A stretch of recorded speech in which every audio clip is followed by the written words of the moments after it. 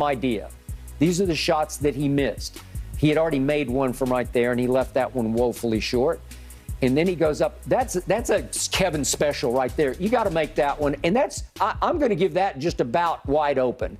And I'm going to give that definitely wide open. And you got to make it. If you're going to have that kind of game, and that's reasonably open, and that's just money usually from Kevin Durant, and that's money from Kevin Durant. I'm sorry, you have to make these. If you're going to have the kind of game I said yesterday, he could score 55. If you look at his shot is short. A lot of them because of legs. Yeah, okay. That's just butter shot for him usually. And miss back iron, and he's just off. Yeah, that was you got to miss. I mean, you got to make that one. Yes. Come on. And then that one got blocked. And here we go again. And Skip, come on. You just got to cash that one. He threw Jason Tatum down. He did. And that was a big three, back iron. And then here we go again with another three that was late in the game. And that's 18 missed shots by Kevin Durant. And as I showed you, there are 10 of those shots that the Kevin Durant I used to know and love. They're automatic. They're just when he rises and has it where he gets it up where you can't even begin to contest it. You have to cash it. Those are little 15, 14, 13-foot shots. Isn't that where he makes his money? Well, yes. Yeah, it is. Okay, so what did I tell you yesterday? He needed to score 55 if they're going to win. Well, he scored 39, but I just showed you all the missed shots. What if he'd made 5 of the 10 easy ones? Well, look what starts to happen. You're getting up in the 55 range, right? Yes. What if he made 3 of 11 threes? What if you'd made 3 or 4 more threes, which he's highly capable of making? We've seen him do it before. Yes. All of a sudden, you're getting right up in the 55 range. Right. Am I right? You're right. And Skip, and the thing is, you mentioned it. He shot under 40% for the series. He shot 33% from the three-point line. Yeah, he shot 39% for the series. That's his career low for a playoff series. They lost 4 games by a total of 18 points.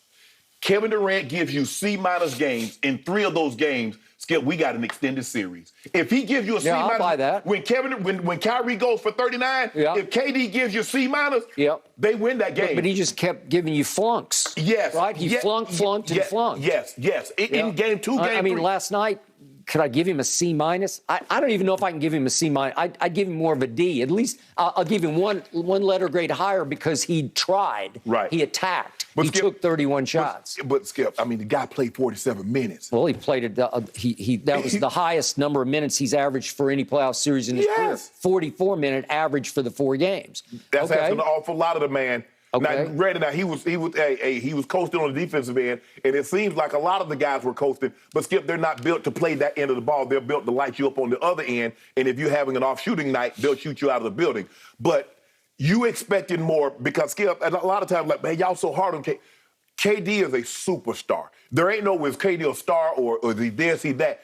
He's a transcendent player. Yeah. And you ask and you expect more of transcendent players. Yeah. And we're going to talk about what this means to his legacy, but Kevin Durant, he will tell you that he came up small in this series. Now, we can make it about Boston, and Boston played outstanding defense. I don't want to shortchange them, but we've never made excuses for other historically great players when defenses came to play. We never did that. Hey, we said, Michael, you came up small against Detroit, bro. You need to figure this out.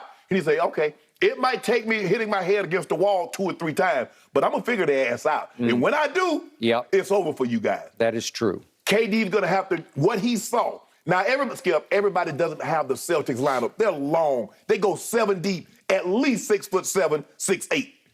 No, I don't know a whole lot of NBA teams have that with the athleticism. What no other NBA team right now has is the desire to play defense that team has. For 48 minutes. They cared about it. 48 They were hanging their hat on the defense. They knew in order to win this series. Skip, Skip, what I love most about what they did is they didn't try to dodge Brooklyn. They said, we want the 2 seed. Well, man, Brooklyn in the play-in, they win, they're going to be the 7 seed. They said, and Marcus Smart said it best last night. We knew we were going to have to see them sooner or later. Let's go ahead and get it out the way. That is true. And they got him right out of the way. Okay, my final issue with Kevin Durant last night came with 22.2 seconds left when he stept to the free throw line. He'd made every one of them. He'd made 9 straight. He made his 9th straight on the first one. And then if we could see what happened on the second one and what subsequently transpired because of this miss, this is unconscionable to me. I don't mind if you miss one, but get back. Can you get back? Come on, Kevin, get back on defense. Nobody got back. And Al Horford winds up putting it back in on little Kyrie. Yeah. Way to go. That's the end of the game because that put him up 4 at that point, right. And that basically ended it. But then Kevin had one other chance at 10.3 seconds left. This was his second to last shot. He'd missed a 3 earlier in the fourth quarter. Let's see, in the last minute. With 55 seconds left, he missed a 3 to tie. And then here we go again. He missed another 3, and that would have cut it to 1 at that point. Right. Here's the Kevin miss. This is to cut it to 1 with 10 seconds left.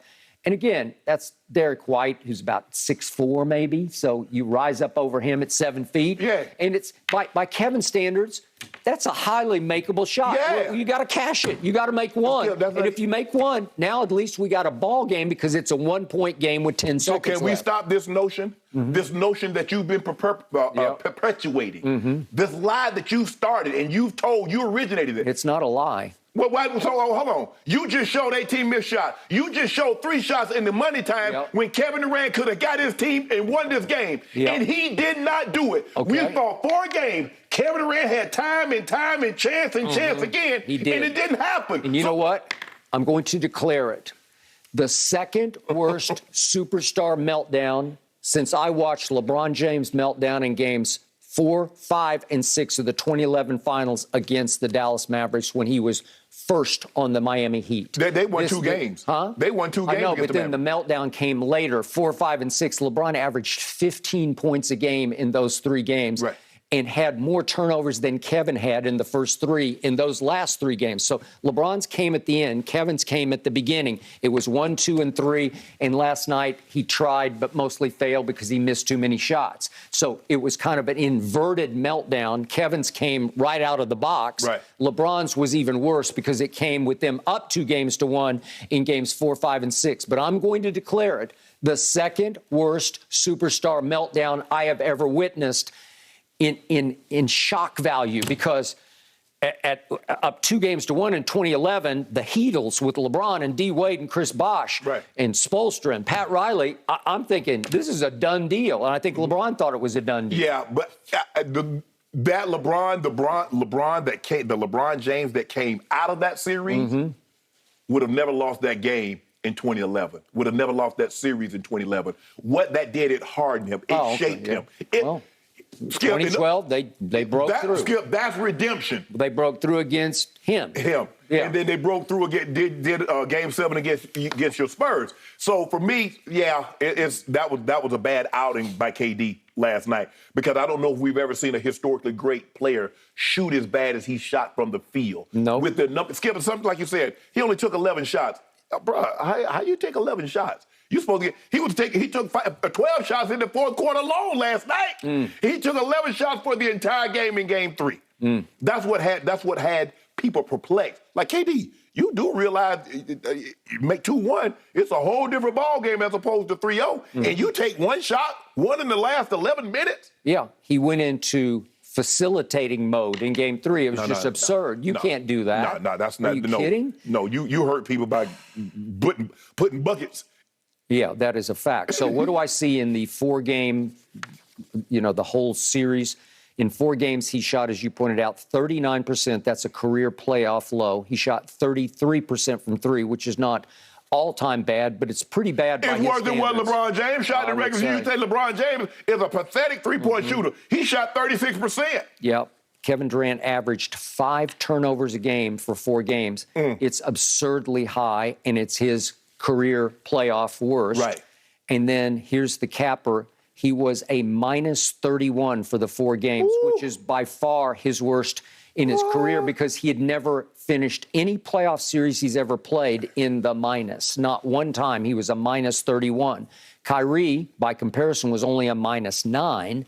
And Kyrie gets some pass here because his numbers are passable compared to Kevin's. They are, but they're not great by Kyrie's standards. But here's the thing. Kyrie's getting a pass, Skip, only because of game 1. That's the only reason. Look at games 2, look at games 3, and look at through the first 3 quarters of game 4. Yep. That's why he scored 18 in the fourth quarter of game 1. Yes. He's getting a pass for it. Exactly. But Skip, he's not held to, even though he sees himself as a Kevin Durant or LeBron James or Giannis, he's not held to that standard because he's not one of those guys. KD get held to the highest order. LeBron, Giannis get held to the highest order because they're those guys. Although Kyrie sees himself as like that, I don't got a problem with how you see yourself, but that's not how anybody else in the NBA sees you. Okay.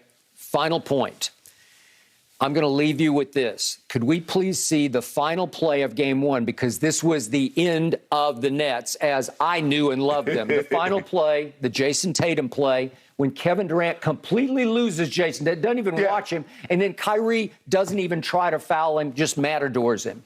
So it's Kevin. I don't know who you're looking at, but your man just broke to the bucket and wheeled on Kyrie, and Kyrie just watched him lay it off the glass at the buzzer. Lay it off the glass? His ass. Are you kidding me? You didn't even try to impede him whatsoever. So Kevin loses him, and you don't even try to defend him or foul him. Well, that's it. That's it. That's the end of the Nets as I knew and loved them.